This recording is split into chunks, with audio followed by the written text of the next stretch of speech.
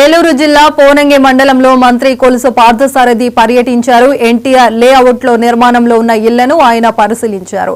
అమరావతి నిర్మాణానికి నిధులు తీసుకొచ్చిన ఘనత మంత్రి పార్థసారథి అన్నారు. విశాఖ స్టీల్ ప్లాంట్ కు కూడా కేంద్రం నిధులు ఇచ్చి ఆదుకుందని చెప్పుకొచ్చారు. ఇక పోలవరం ప్రాజెక్టు నిర్మాణాన్ని గత ప్రభుత్వం పూర్తిగా విస్మరించిందని విమర్శించారు. ఎవరు ఎన్ని కుట్రలు చేసినా పోలవరం నిర్మాణం పూర్తి చేస్తామన్నారు మంత్రి పార్థసారథి. చంద్రబాబు నాయుడు గారు సాధించగలిగితే ఆ రోజు 28 మంది పార్లమెంట్ సభ్యులు కలిగిన జగన్మోహన్ రెడ్డి గారు ఎందుకు దీని మీద కేంద్ర ప్రభుత్వం పునరాలోచించుకునేట్లు చేయలేకపోయారు? ప్రభుత్వం తరపు నుంచి ఒత్తిడి లేకపోతే ఇతర కార్యక్రమాల మీద ఇతర కోరికల మీద ఇంట్రెస్ట్ ఉండి రాష్ట్ర ప్రయోజనాన్ని గాలికి వదిలేశారా అని చెప్పేసి ప్రజలకు అర్థం కాని పరిస్థితి అని చెప్పేసి మనం చేస్తారు. ఈ రోజు చంద్రబాబు నాయుడు గారి నాయకత్వంలో కూటమి ప్రభుత్వం, పవన్ కళ్యాణ్ గారు, లోకేష్ గారు వీళ్ళంతా కలిసి అమరావతి నిర్మాణానికి 31,000 కోట్ల రూపాయలు 6 నెలల్లోనే సాధించారు. అదేవిధంగా పోలవరం ప్రాజెక్టు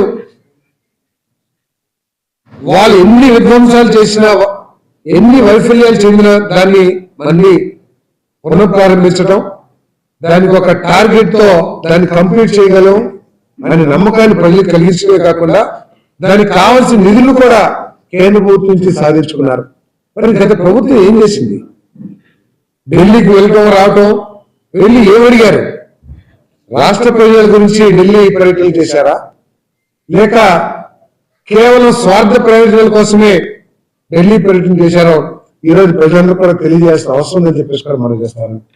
ఈరోజు నిజంగా స్టీల్ రంగంలో చారిత్రాత్మక దినంగా నేను మనవి చేస్తాను, చారిత్రాత్మక సంఘటనగా.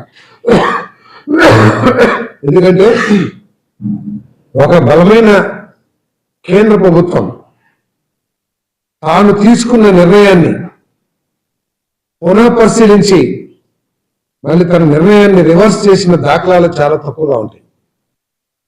ప్రైవేటైజేషన్ పాలసీని కొనసాగిస్తూ దాంట్లో కేవలం steel plant Visakhapatnam steel plant ఒక్కదాన్నే ప్రైవేటైజేషన్ నుంచి పక్కకు పెట్టి దాన్ని మళ్ళీ ఎస్టాబ్లిష్ చేయడానికి 11,400 కోట్ల రూపాయలు శాంక్షన్ చేయటం అనేది